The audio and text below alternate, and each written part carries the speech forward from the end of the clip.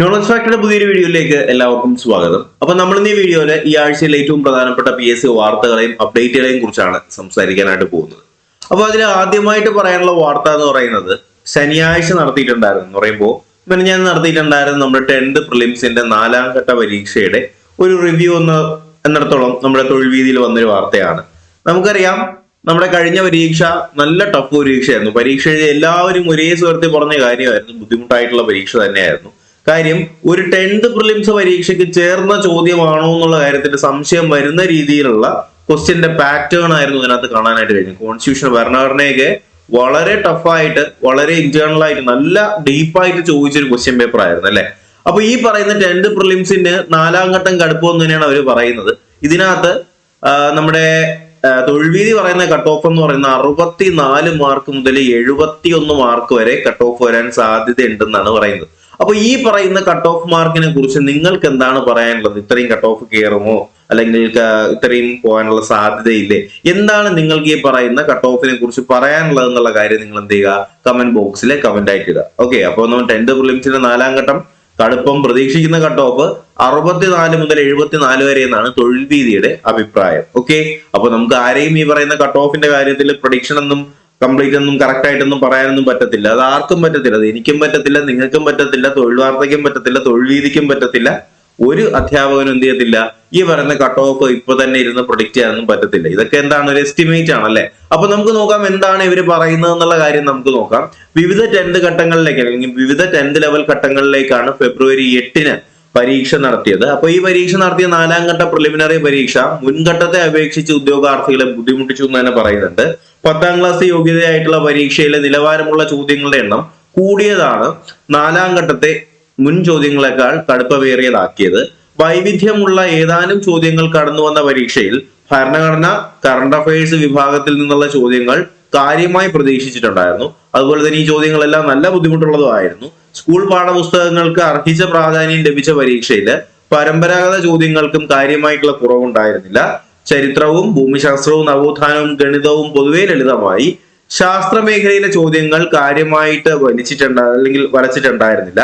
ഇന്ത്യയുടെ സാമ്പത്തിക അതിർത്തിയിൽ ഉൾപ്പെടാത്തത്, അതുപോലെ തന്നെ ഗിഗ് പ്ലാറ്റ്ഫോം തൊഴിലാളികളുമായി ബന്ധപ്പെട്ട് നൽകിയിട്ടുള്ള ഉചിതമായ ശരിയായ ആശയങ്ങൾ തിരിച്ചറിയുക എന്ന് പറയുന്നതും, അതുപോലെ തന്നെ ജിഗ്നോസാറ്റുമായി ബന്ധപ്പെടുത്തിയിട്ടുള്ള കാര്യങ്ങളൊക്കെ കുറച്ച് എളുപ്പമായിരുന്നു, നമുക്ക് എഴുതാൻ പറ്റുന്ന രീതിയിലുള്ളതായിരുന്നു. അപ്പൊ എന്ത് തന്നെ ആയിക്കോട്ടെ, അതുപോലെ തന്നെ നമ്മുടെ വാഗൺ ട്രാജഡി നടന്ന വർഷം ഏതെന്നുള്ള പതിവ് ചോദ്യത്തിന് ശരിയായിട്ടുള്ള ഉത്തരം ഓപ്ഷനിൽ ഉണ്ടാകാത്ത പോയതും പരീക്ഷയിൽ ഒരു കല്ലുകടിയായിട്ട് മാറിയിട്ടുണ്ട്. വാഗൺ ട്രാജഡിയിൽ ഒരു ക്വസ്റ്റ്യൻ ഉണ്ടായിരുന്നു, അത് നമുക്ക് ക്യാൻസൽ ആയി പോകാനുള്ള ഒരു സാധ്യത അതിനകത്ത് ഉണ്ടായിരുന്നു. അപ്പൊ എന്ത് തന്നെ ആയാലും ഇവര് പറയുന്ന കട്ട് ഓഫ് മാർക്ക് എന്ന് പറയുന്ന 64 മാർക്ക് മുതൽ 71 മാർക്ക് വരെയാണ്. എന്താണ് നിങ്ങൾക്ക് ഇതിനെ കുറിച്ചുള്ള അഭിപ്രായം എന്നുള്ള കാര്യം നിങ്ങൾ എന്ത് ചെയ്യുക? കമന്റ് ബോക്സിൽ കമന്റ് ആയിട്ട് അറിയിക്കുക. ഓക്കെ, അപ്പൊ നമുക്ക് രണ്ടാമത്തെ വാർത്തയിലേക്ക് കിടക്കാം. അപ്പൊ രണ്ടാമത്തെ വാർത്ത എന്ന് പറയുന്നത് പോലീസ് കോൺസ്റ്റബിൾ, വുമൺ പോലീസ് കോൺസ്റ്റബിളിന്റെ തസ്തികകളുടെ പുതുക്കിയ സിലബസ് എന്ന് പറഞ്ഞിട്ടാണ്. ഇവരിത് ഇപ്പോഴാണ് അറിഞ്ഞെന്ന് തോന്നുന്നു. അപ്പൊ എന്തായാലും പുതുക്കിയ സിലബസ് വന്നിട്ടുണ്ട്. അപ്പൊ അതിൽ ബാക്കിയുള്ളതിലൊന്നും മാറ്റം വന്നിട്ടില്ല അല്ലേ? ബാക്കി സിലബസിലൊന്നും വലിയ മാറ്റം വന്നിട്ടില്ല. പക്ഷെ ഇതിൽ മാറ്റം വന്നിട്ടുള്ളത് എന്ത് മേഖലയിലാണ്? ഈ പറയുന്ന സ്പെഷ്യൽ ടോപ്പിക് മേഖലയിലാണ്. അത് ഇതിനകത്ത് കൊടുത്തിട്ടുണ്ട്. സ്പെഷ്യൽ ടോപ്പിക്കിന്റെ മേഖലയിൽ നമുക്ക് കാണാൻ കഴിയുന്നത് എന്താണ്?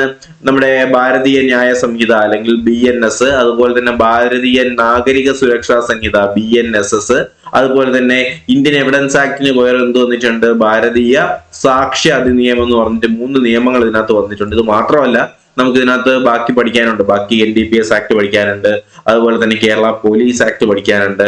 അങ്ങനെയുള്ള കുറെ കാര്യങ്ങൾ നമുക്ക് എന്ത് ചെയ്യാനുണ്ട്? ഈ പറയുന്ന മേഖലയിൽ പഠിക്കാനുണ്ട്. അപ്പൊ എന്തായാലും നമ്മൾ ഈ പറയുന്ന CPOയുടെയും WCPയുടെയും ബാച്ചുകൾ സ്റ്റാർട്ട് ചെയ്തിട്ടുണ്ട്. അപ്പൊ ഇനിയും നിങ്ങൾ ഇതുവരെ പരീക്ഷ എഴുതുന്നുണ്ട്, പക്ഷെ നിങ്ങൾ ഇതുവരെ ബാച്ചിൽ ജോയിൻ ചെയ്തിട്ടില്ല എന്നുണ്ടെങ്കിൽ നഷ്ടം നിങ്ങൾക്ക് തന്നെയാണ്. എത്രയും വേഗം ജോയിൻ ചെയ്യാനായിട്ട് ശ്രമിക്കുക. ടോട്ടൽ പേയ്മെന്റ് അല്ലെങ്കിൽ ഈ പറയുന്ന ബാച്ചിലേക്കുള്ള മൊത്തം പേയ്മെന്റ് എന്ന് പറയുന്ന 600 രൂപ മാത്രമേ ഉള്ളൂ. പേയ്മെന്റ് ചെയ്യാനുള്ള നമ്പർ താഴെ സ്ക്രോൾ ചെയ്യുന്നുണ്ട്, ഇവിടെ കൊടുക്കുന്നുണ്ട്. 9961169272. ഈ നമ്പറിലേക്ക് നിങ്ങൾ ഒരു കാരണവശാലും വിളിക്കരുത്. ഇത് കോൾ എനേബിൾഡ് നമ്പർ അല്ല, വാട്സ്ആപ്പ് നമ്പറാണ്. ഈ നമ്പറിലേക്ക് നിങ്ങൾ എന്ത് ചെയ്താൽ മതി? ജോയിൻ ചെയ്യാൻ താല്പര്യമുള്ള ഒരു പേയ്മെന്റ് ചെയ്ത ശേഷം ഇതേ നമ്പറിൽ ആ പേയ്മെന്റിന്റെ സ്ക്രീൻഷോട്ട് അയച്ചു തന്നാൽ നിങ്ങൾ ഗ്രൂപ്പിലേക്ക് ആഡ് ചെയ്യും. ഈ ഗ്രൂപ്പിനകത്ത് നിങ്ങൾക്ക് ഈ പറയുന്ന സ്പെഷ്യൽ ടോപ്പിക്കിന്റെ കംപ്ലീറ്റ് ആയിട്ടുള്ള ഓഡിയോ വീഡിയോ ക്ലാസ്സുകൾ ലഭ്യമാവും. അതുപോലെ തന്നെ മോഡൽ എക്സാംസും അതിന്റെ നോട്ടുകളും മോക്ക് ടെസ്റ്റുകളും ഒക്കെ അവൈലബിൾ ആവും. അപ്പൊ എന്തായാലും നമ്മുടെ ബാച്ച് ഇപ്പോൾ സ്റ്റാർട്ട് ചെയ്തിട്ടുണ്ട്. അപ്പൊ ജോയിൻ ചെയ്യാൻ താല്പര്യമുള്ളവർ എത്രയും വേഗം തന്നെ ജോയിൻ ചെയ്യാനായിട്ട് ശ്രമിക്കുക. അപ്പൊ നമ്മുടെ നെക്സ്റ്റ് ഏറ്റവും പ്രധാനപ്പെട്ട വാർത്ത എന്ന് പറയുന്നത്, ഏറ്റവും പ്രധാനപ്പെട്ട 3ാമത്തെ വാർത്ത എന്ന് പറയുന്നത് മെഗാ വിജ്ഞാപനത്തിന്റെ അപേക്ഷകർ എന്ന് പറഞ്ഞിട്ട് ബാക്കി അപേക്ഷകരുടെ എണ്ണം കഴിഞ്ഞ ആഴ്ച പറഞ്ഞിട്ടുണ്ടായിരുന്നു. ഡ്രൈവർ ഗ്രേഡ് 2വിന്റെയും അതുപോലെ തന്നെ കോൺഫിഡൻഷ്യൽ അസിസ്റ്റന്റിന്റെയും പറയുന്നുണ്ട്. ഡ്രൈവർ ഗ്രേഡ് 2വിലെല്ലാം കൂടി 46,481 അപേക്ഷകൾ വന്നിട്ടുണ്ട്. അതുപോലെ തന്നെ കോൺഫിഡൻഷ്യൽ അസിസ്റ്റന്റിലേക്ക് ഏകദേശം എത്രയാണ് 9,441 അപേക്ഷകളാണ് കോൺഫിഡൻഷ്യൽ അസിസ്റ്റന്റില് വന്നിട്ടുള്ളത്. ഓക്കെ, അങ്ങനെ നോക്കുകയാണെങ്കിൽ കോൺഫിഡൻഷ്യൽ അസിസ്റ്റന്റ് ഗ്രേഡ് 2വിൽ വന്നിട്ടുള്ളത് ഏകദേശം ഞാൻ പറഞ്ഞിട്ടുണ്ടായിരുന്നു 9,441 വന്നിട്ടുണ്ട്. ആയുർവേദ തെറാപ്പിസ്റ്റ് ഭാരതീയ ചികിത്സാ വകുപ്പിലേക്കാണെങ്കിൽ 1022 ലബോറട്ടറി ടെക്നീഷ്യൻ ഗ്രേഡ് 2 മൃഗസംരക്ഷണം 3800. അതുപോലെ തന്നെ ലൈഫ് സ്റ്റോക്ക് ഇൻസ്പെക്ടറിലേക്ക് ഉള്ളത് 6800. അതുപോലെ തന്നെ ഡ്രൈവർ ഗ്രേഡ് 2വിലേക്കാണെങ്കിൽ 34,000. ഡ്രൈവർ ഗ്രേഡ് 2 നമ്മുടെ HDV വിഭാഗത്തിലേക്ക് 12,000. ലൈബ്രറിയൻ ഗ്രേഡ് 2 ആൻഡ് അഗ്രികൾച്ചറൽ അസിസ്റ്റന്റിലേക്ക് 4,200. നഴ്സ് ഗ്രേഡ് 2 ആയുർവേദത്തിലേക്ക് ഏകദേശം 1,400 നിലവിലെ അപ്ഡേറ്റുകൾ. അപ്പൊ നമ്മുടെ പോലീസ് ഡ്രൈവറിന്റെയും അതുപോലെ തന്നെ നമ്മുടെ ഫയർഫോഴ്സ് ഡ്രൈവറിന്റെ ഒന്നും ഇതിൽ വന്നിട്ടില്ല അപ്ഡേറ്റ്. അത് മിക്കവാറും അടുത്ത ആഴ്ചയോടുകൂടി നമുക്ക് അതിന്റെ അപ്ഡേറ്റുകൾ കാണാനായിട്ട് കഴിയും കേട്ടോ. അതുപോലെ തന്നെ LDC റാങ്ക് ലിസ്റ്റ് തീരാൻ വെറും 6 മാസം, നിയമന ശുപാർശ വെറും 39%.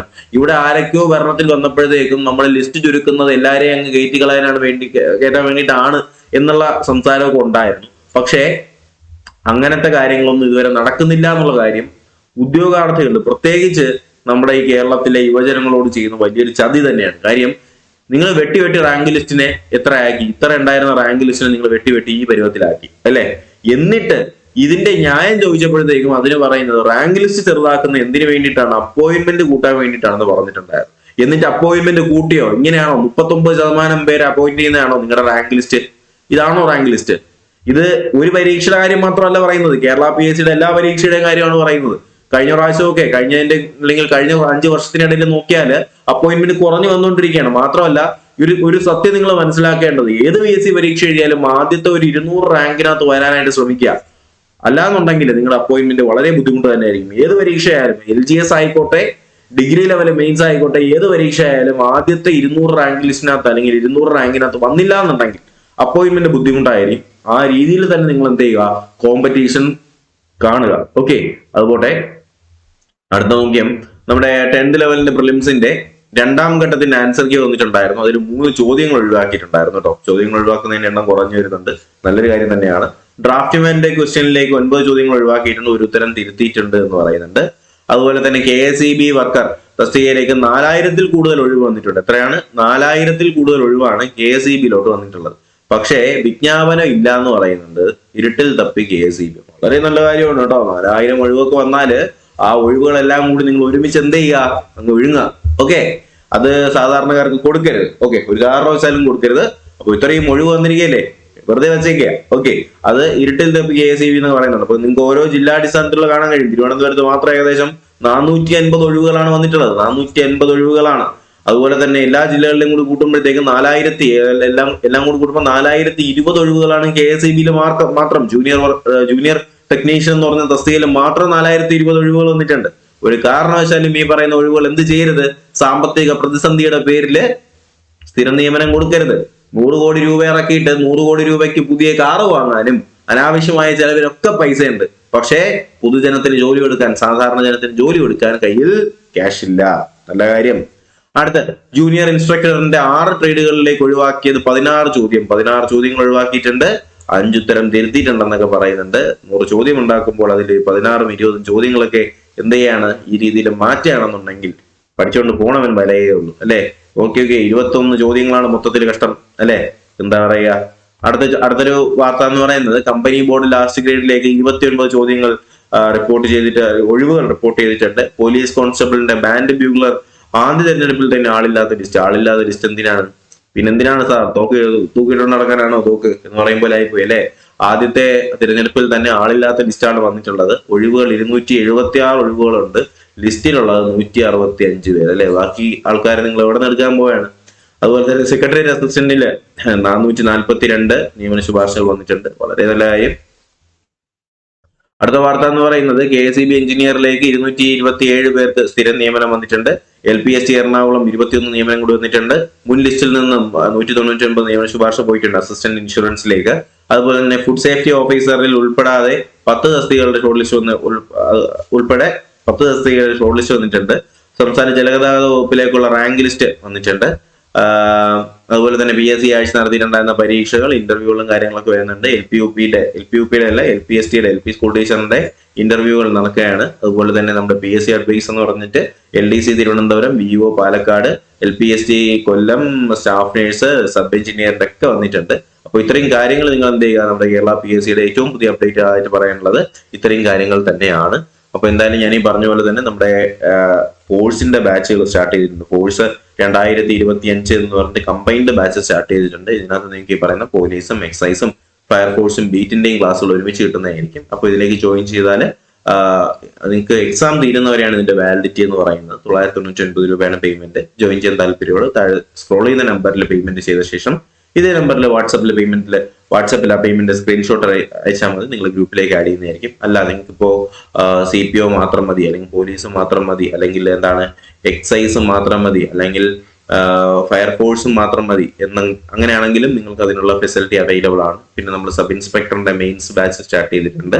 അതുപോലെ തന്നെ നമ്മൾ ഡ്രൈവർ ബാച്ച് എന്ന് പറയുമ്പോഴത്തേക്കും നിലവിൽ നമ്മൾ പോലീസ് ഡ്രൈവറും അതുപോലെ തന്നെ ഫയർ ഡ്രൈവറിന്റെയും ക്ലാസ്സുകൾ നിലവിൽ സ്റ്റാർട്ട് ചെയ്തിട്ടുണ്ട്. അപ്പോൾ ജോയിൻ ചെയ്യാൻ താല്പര്യമുള്ള എത്രയും വേഗം തന്നെ എക്സാമിന് മുന്നേ ജോയിൻ ചെയ്യാനായിട്ട് ശ്രമിക്കുക. തന്ന ക്ലാസ്സുകളൊക്കെ കവർ ചെയ്യുക. ഓക്കെ, അപ്പൊ എന്തായാലും ഇത്രയും കാര്യങ്ങളൊക്കെ തന്നെയാണ് ഈ ഒരു വീഡിയോയിൽ ചർച്ച ചെയ്യാനായിട്ടുണ്ടായിരുന്നത്. അപ്പൊ നിങ്ങൾക്ക് വീഡിയോ ഇഷ്ടമെങ്കിൽ എന്ത് ചെയ്യുക, ഒന്ന് ലൈക്ക് ചെയ്തേക്കുക, ചാനൽ സബ്സ്ക്രൈബ് ചെയ്യുക, നിങ്ങളുടെ കൂട്ടുകാരിലേക്ക് കൂടി ഈ ഒരു വീഡിയോ എത്തിച്ചു കൊടുക്കുക. പുതിയൊരു വീഡിയോയും ക്ലാസ്സും ഡേറ്റും ഒക്കെ ആയിട്ട് ഉടനെ തന്നെ കാണാം. അതുവരേക്കും എല്ലാവർക്കും ബൈ, ടേക്ക് കെയർ.